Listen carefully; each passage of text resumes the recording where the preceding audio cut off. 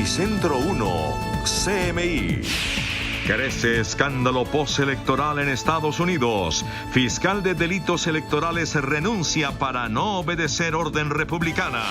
Acusan a fiscal general de Estados Unidos de interferir en proceso de recuento de votos. COVID fuera de control en Europa. En Colombia aumentan contagios y bajan fallecimientos. Ministro de Salud anuncia que vacuna llegará en primer semestre del año entrante. Será gratuita. Las antiguas FARC anuncian que dirán toda la verdad sobre atentados contra Vargas Lleras. Desbordada inseguridad en Transmilenios en Bogotá. Con puñalada roban a una niña y asaltan bus de SITP. A madrazos, concejala ataca a presidente de Fedegan. Nueva tormenta se dirige hacia San Andrés. Emergencias por lluvias en Santander, Bolívar y Bogotá. Joyas de oro, la más grande oferta en prenderías. Cierre masivo de restaurantes populares llamados corrientazos en todo el país. Otro escándalo en la Iglesia Católica. Pontífices ocultaron abusos sexuales de cardenal. Con Claudia Palacios y Margarita Ortega. Buenas noches. Se agudiza la tormenta postelectoral en Estados Unidos, desatada luego de que el demócrata Joe Biden, proclamado como ganador de los comicios por todos los medios de comunicación de ese país, fuera señalado de fraude por el presidente republicano Donald Trump, quien sigue sin reconocer la derrota. Además, hoy el fiscal general William Barr decidió iniciar una investigación formal. Esa decisión provocó una rebelión de sus funcionarios que acabó con la renuncia del fiscal de delitos electorales de Estados Unidos, mientras el país sigue a la expectativa. Nuestro corresponsal Jaime Moreno tiene todos los detalles desde Washington. Jaime, buenas noches. Hola Margarita, ¿qué tal? Buenas noches. Pues crece esta tensión entre la Casa Blanca, los funcionarios del gobierno y el presidente electo Joe Biden. El fiscal, dando la oportunidad para que se abran investigaciones, el fiscal encargado de los delitos electorales renuncia porque considera que es una interferencia indebida que no se ha presentado en 40 años. Y por el otro lado, mientras el mundo entero sigue felicitando al nuevo presidente electo Joe Biden, el secretario de Estado Mike Pompeo no lo reconoce. Dice que van a facilitar una transición pacífica, pero para un segundo mandato del presidente Donald Trump. Esto ha llevado al presidente electo Joe Biden a decir que realmente es una vergüenza lo que está haciendo la Casa Blanca. El presidente electo Joe Biden lamentó hoy que el actual mandatario estadounidense se niegue a iniciar de manera oficial el proceso de transición. Biden asegura que la actitud de la administración no cambiará en nada el trabajo que ya vienen haciendo. Well, I just think it's an embarrassment, quite frankly. The only thing that, how can I say this tactfully? I think it will not help the president's legacy. Respaldando la narrativa de Donald Trump de que ganaron las elecciones, el secretario de Estado Mike Pompeo dice que habrá una transición tranquila, pero para una segunda administración de Donald Trump. Will be a smooth transition to a second Trump administration. All right, we're ready. The world is watching what's taking place here. We're going to count all the votes. Rompiendo con una tradición de 40 años de no interferir en los procesos electorales durante el periodo de certificación de las elecciones, el fiscal general de Estados Unidos, William Barr, autorizó que se investiguen las denuncias creíbles de fraude.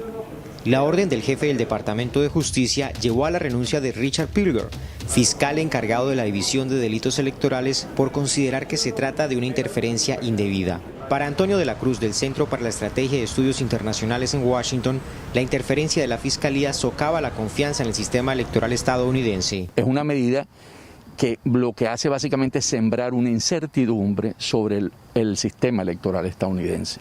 De la Cruz sostiene que no hay evidencia de irregularidades que conlleven a un cambio en el resultado electoral, en caso de que algún juez acepte alguna de las demandas del equipo de Donald Trump.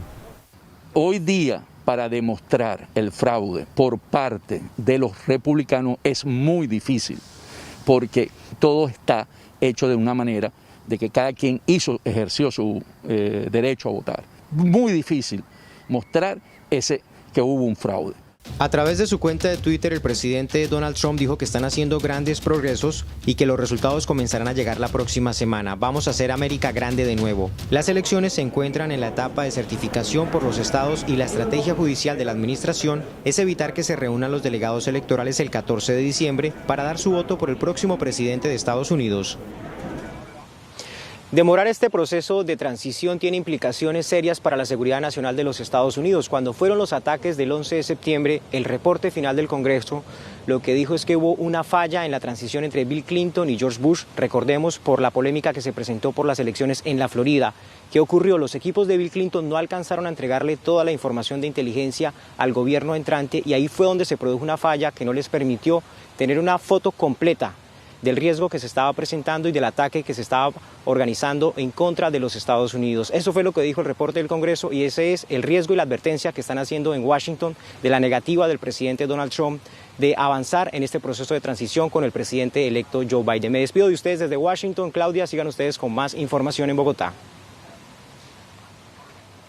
Gracias, Jaime. Muchos días más de observación sobre este tema.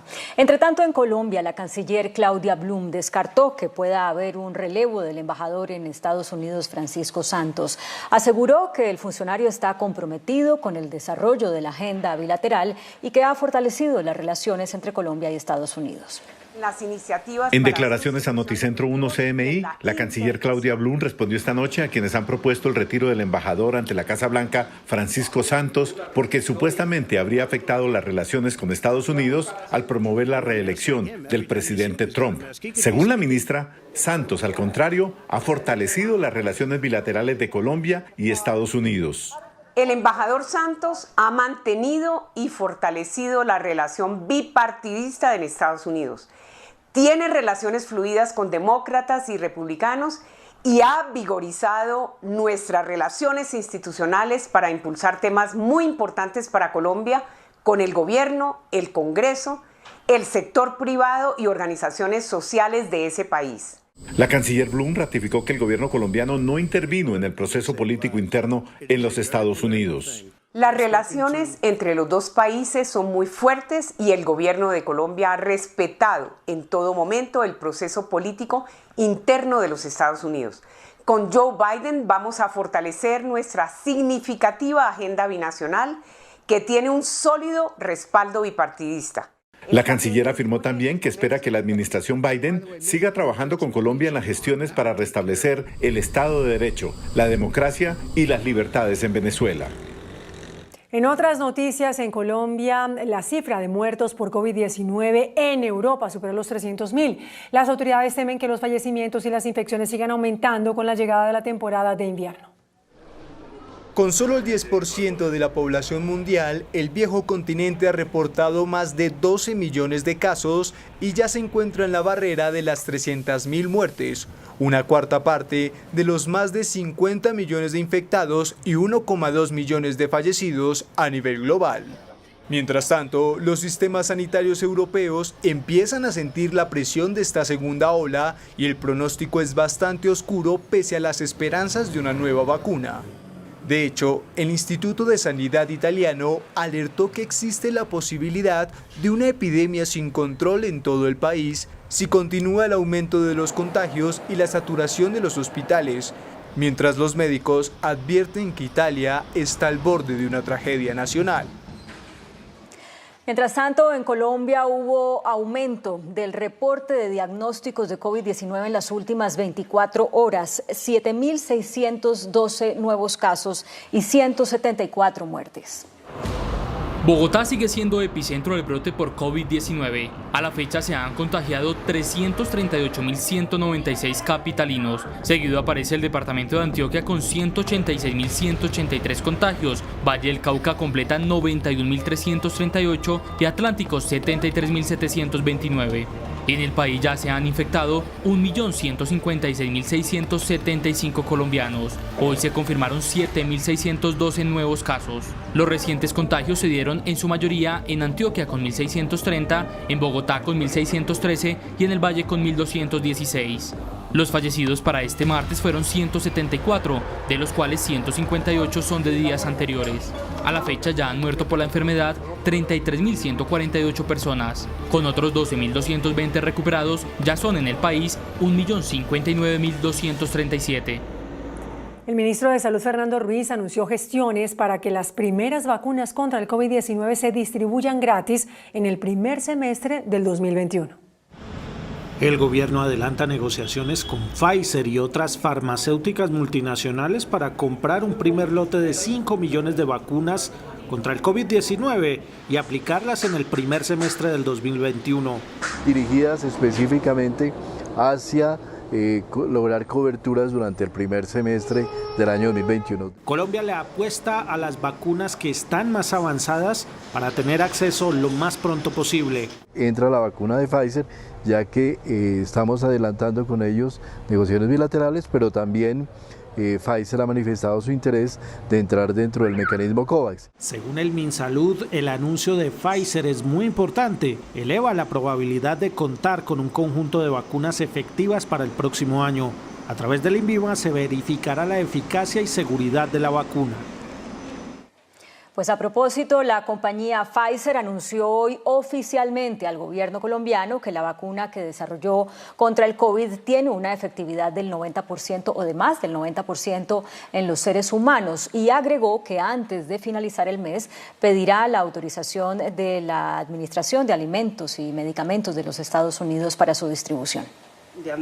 Graciela Morales, representante en Colombia de la firma Pfizer, presentó esta noche el informe oficial sobre el resultado de las pruebas de la vacuna contra el COVID-19, señalando que la compañía está a punto de pedir autorización en Estados Unidos para distribuirla por el mundo, incluyendo a Colombia.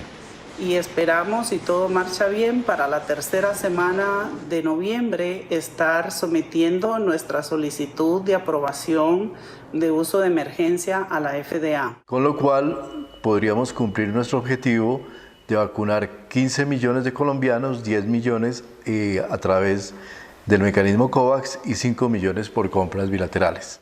El presidente Duque advirtió que a pesar de estos anuncios optimistas, no se puede bajar la guardia ni cantar victoria aún, porque el virus sigue entre nosotros.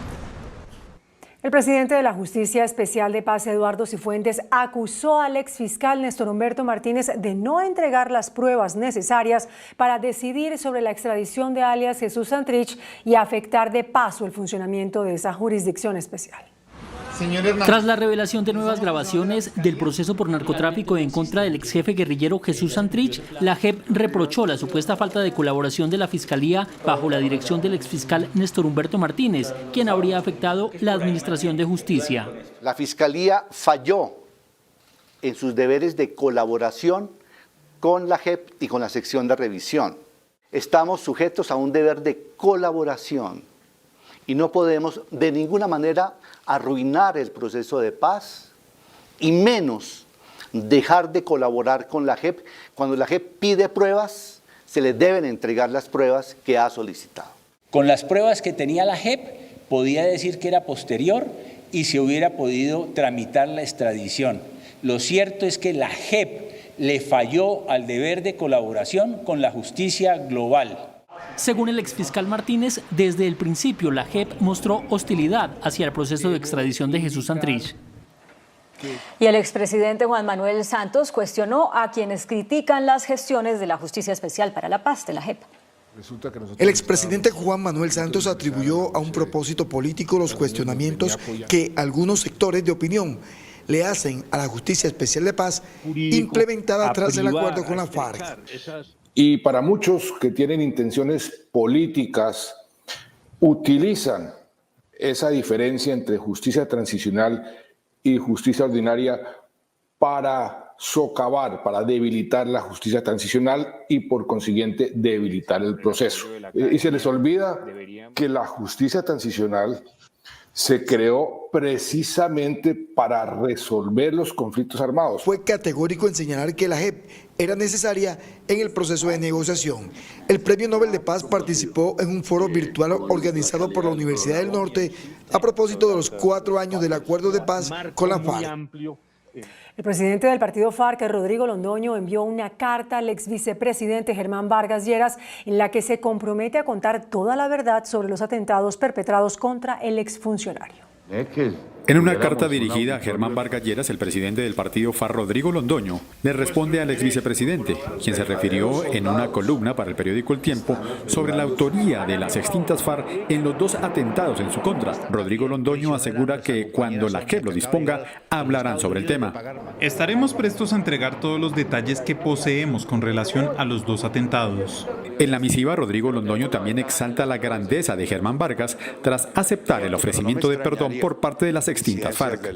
Destacar la grandeza y sentido de patria al poner el interés general por encima de cualquier pretensión personal. Finalmente, Rodrigo Londoño asegura que los integrantes del ahora partido político son conscientes de las reacciones que significa contar la verdad del conflicto armado. El registrador nacional Alexander Vega y otras autoridades analizan la posibilidad de suspender la expedición de cédulas a venezolanos luego de los últimos escándalos donde varios funcionarios de esa entidad se habrían prestado para entregar documentos a delincuentes y a otras personas en forma fraudulenta. Luego de los hechos de corrupción denunciados al interior de varias registradurías, el gobierno, las entidades de control y la registraduría estudian la posibilidad de suspender la expedición de cédulas a venezolanos, entre otras decisiones para controlar estos fraudes. En los próximos días se anunciarían las medidas. Haremos un trabajo conjunto con todas esas entidades y vamos a hacer anuncios importantes la próxima semana frente a este aspecto. Se ha dado captura por parte de la Fiscalía General de la Nación de funcionarios en el departamento de Cundinamarca.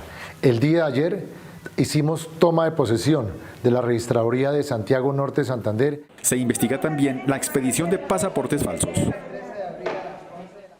Y en la registraduría de Galapa, en el Atlántico, nadie da información de cómo un delincuente venezolano obtuvo una cédula para él y su compañera.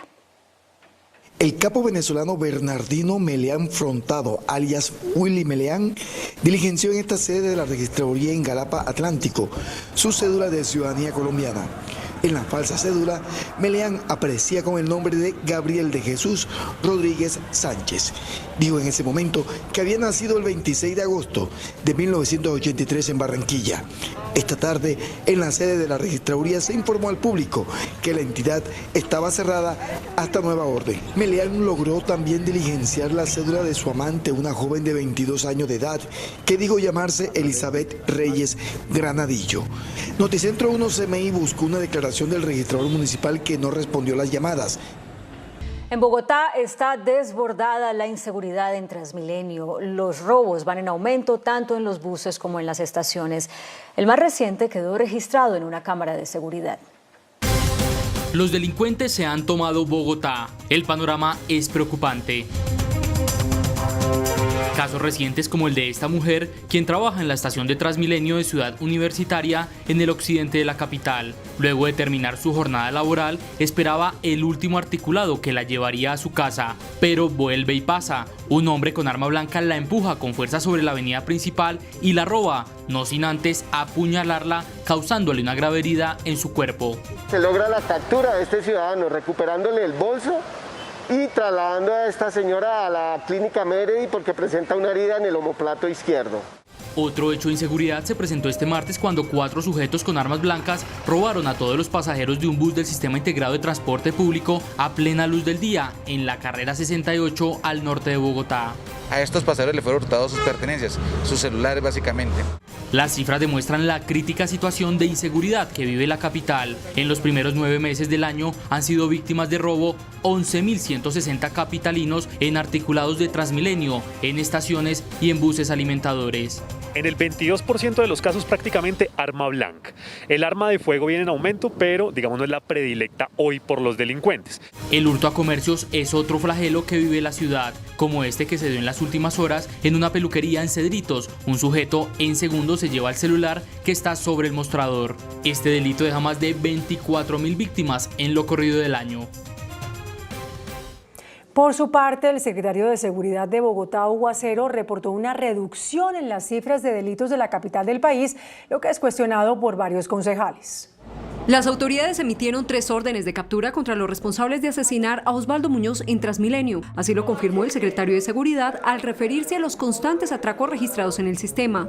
En el acumulado del año, hoy tenemos más o menos cerca del 55% en reducción y se han presentado hechos lamentables que desde luego tenemos que reconocer. En lo corrido del año se han presentado 12.279 hurtos en Transmilenio, de celulares 5.351 y hurtos a personas 6.928. No es cierto, y las cifras que están dando como de disminución del delito tampoco es cierto, porque Transmilenio, repito, está entre el 35 y el 50% de su capacidad. Transmilenio tiene 600 policías y 475 vigilantes para más de 1.500.000 usuarios diarios. Estoy tranquilo con mi gestión, trabajo 24/7. En el Consejo avanza la moción de censura contra el secretario de Seguridad. En el Consejo de Bogotá fue denunciada la muerte de 9 personas durante un incendio en la estación de policía de Soacha en hechos ocurridos en septiembre. Lo que el pasado 4 de septiembre se registró como un motín en la estación de policía de San Mateo en Soacha se convirtió en una masacre. Murieron 9 chicos incinerados. Esto es una hoguera humana. En los videos se evidencia la desesperación de los familiares, quienes impotentes veían cómo se propagaban las llamas en la celda con sus seres queridos adentro. Estaban sufriendo torturas días antes. Un muchacho desesperado, en gesto de protesta, prendió en llamas una cobija. Y parece, según lo que nos dicen las mamás, que un policía incrementó ese fuego con un artefacto. El comandante de la policía de Cundinamarca respondió a las denuncias. Dijo que avanza una investigación disciplinaria en la Fiscalía y en la Justicia Penal Militar. Estas personas fueron sacadas por nuestros policías y llevadas inmediatamente a los centros hospitalarios para que se les prestara los respectivos primeros auxilios. El concejal Cancino pidió a la Fiscalía y a la Procuraduría esclarecer los hechos en los que perdieron la vida los 8 jóvenes. El IDEAM alertó sobre una nueva tormenta que se dirige al Caribe colombiano y que podría afectar la isla de San Andrés. Esta alerta climática emitida hoy por el IDEAM advierte sobre la conformación de una onda tropical con 70% de riesgo de alcanzar la categoría de ciclón que se dirige hacia el Caribe colombiano y puede agravar la situación de San Andrés. El reporte indica que el fenómeno se aproxima al país acompañado de lluvias, tormentas eléctricas, vientos fuertes y oleaje por encima de lo normal.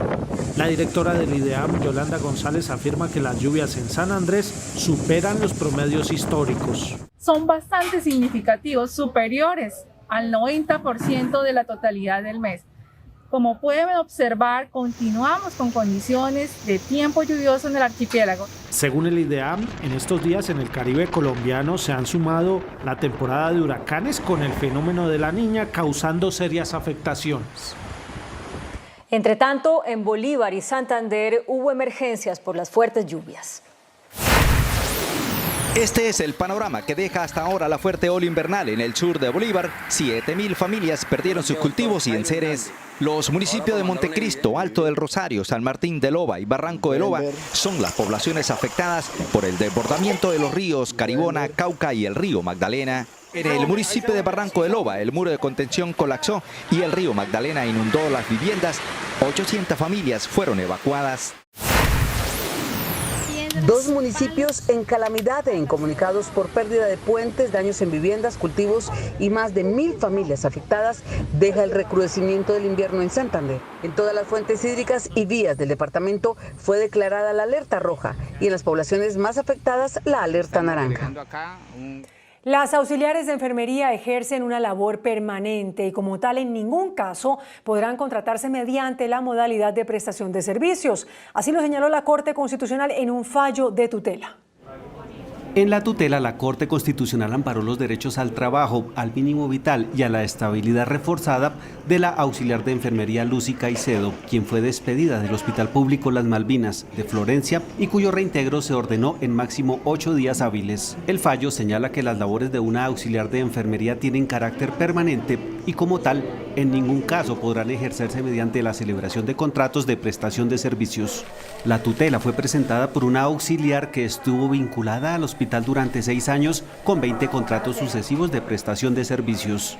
todo el que esté desarrollando una actividad permanente en una institución de salud no puede ser contratada por terceros, no puede ser tercerizada y se debe vincular directamente con la institución a la que presta su servicio. La Corte Constitucional en la tutela concluye que el Estado está utilizando de forma abierta y amplia la figura del contrato de prestación de servicios para enmascarar relaciones laborales y evadir el pago de prestaciones sociales.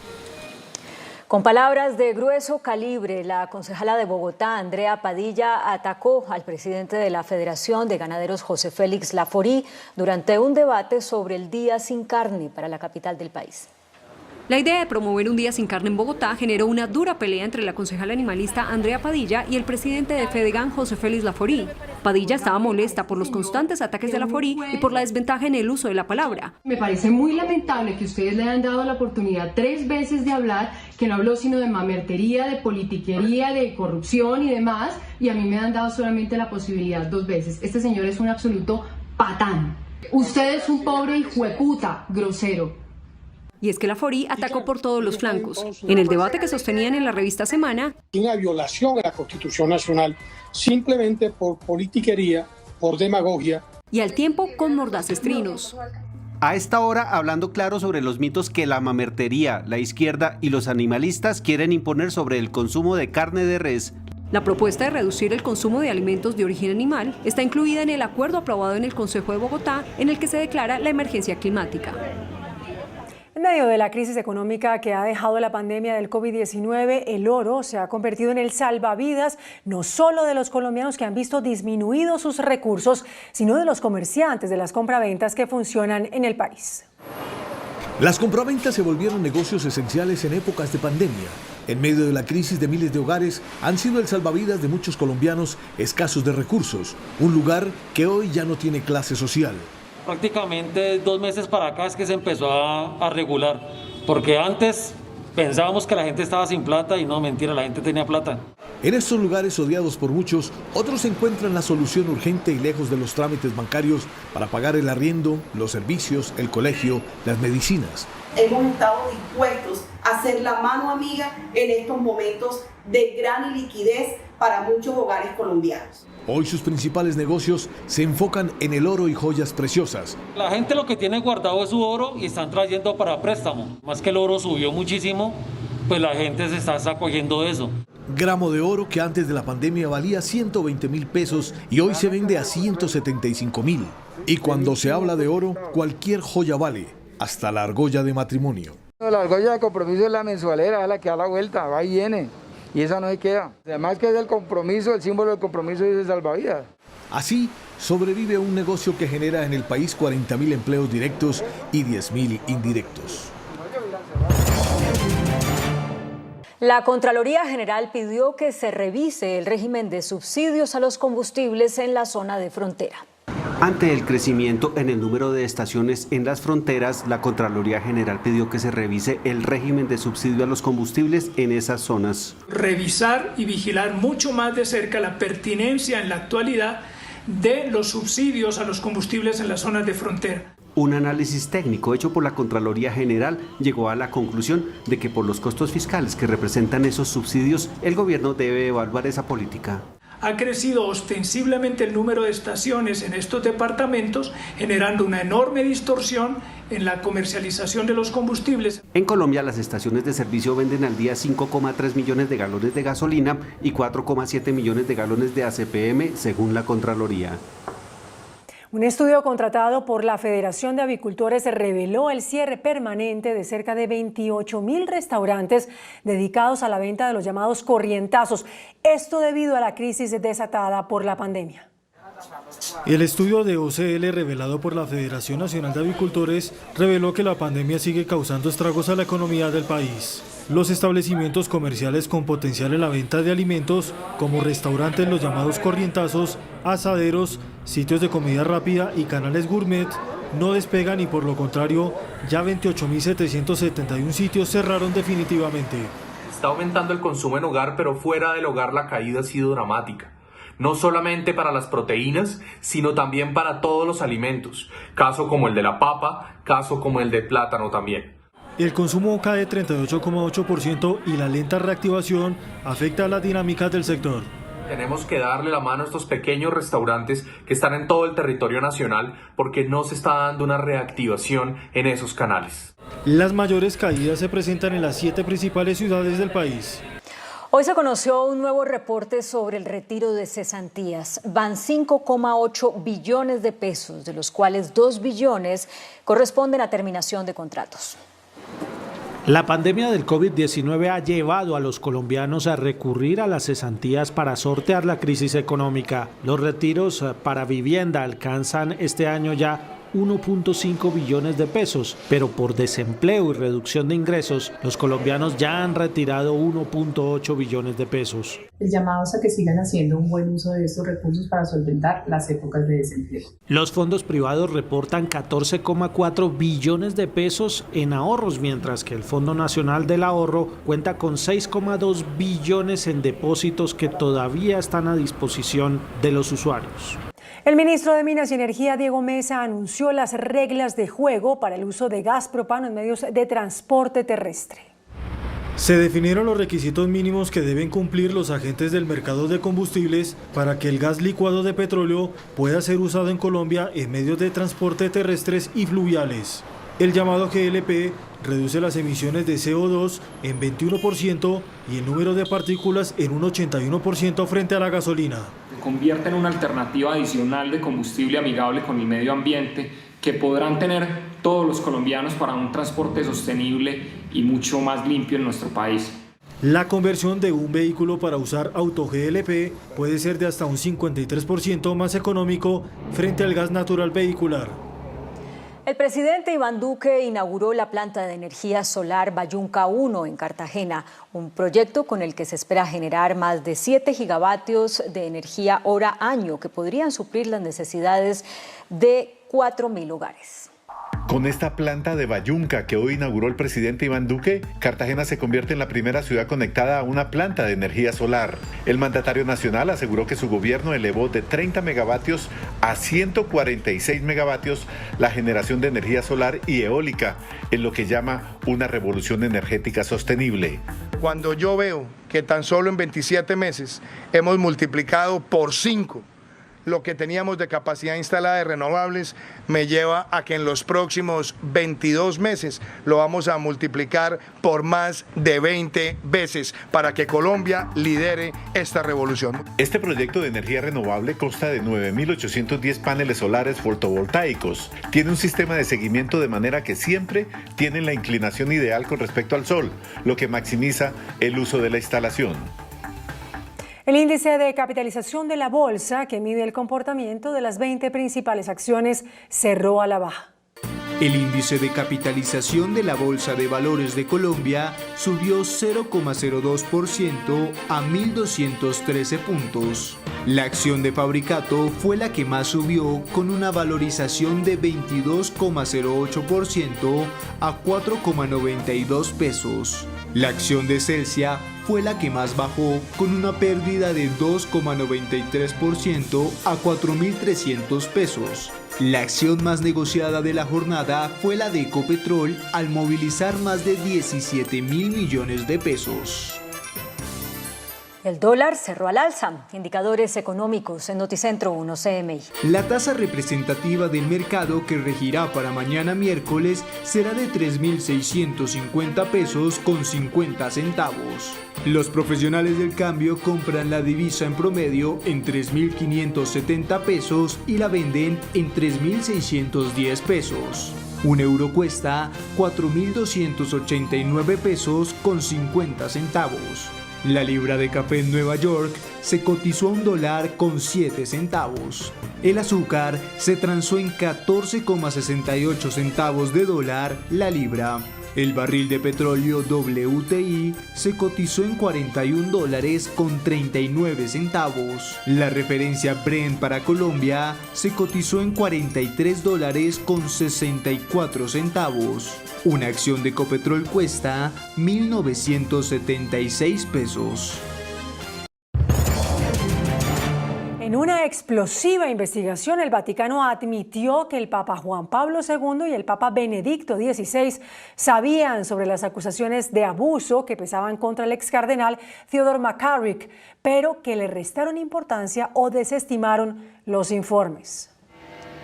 La Secretaría de Estado del Vaticano publicó una investigación sin precedentes sobre el caso del ex cardenal Theodore McCarrick, quien fue expulsado por el Papa Francisco por casos de abuso a menores.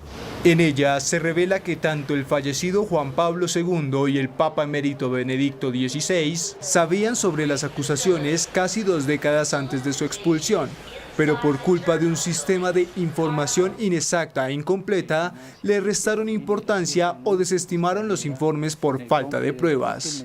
El Papa Francisco también estaba al tanto de estos rumores de conducta inmoral, pero decidió no tomar ninguna medida adicional para no modificar el curso adoptado por sus predecesores, hasta que surgió la primera acusación de abuso sexual de un menor en 2018. El presidente del Congreso del Perú, Manuel Merino, asumió la presidencia del país. Dijo que respetará la fecha de las elecciones prevista para abril, luego de la abrupta destitución del ya expresidente Martín Vizcarra. En medio de una fuerte agitación política, Manuel Merino, un desconocido para muchos, se convirtió en el tercer presidente peruano en menos de 4 años.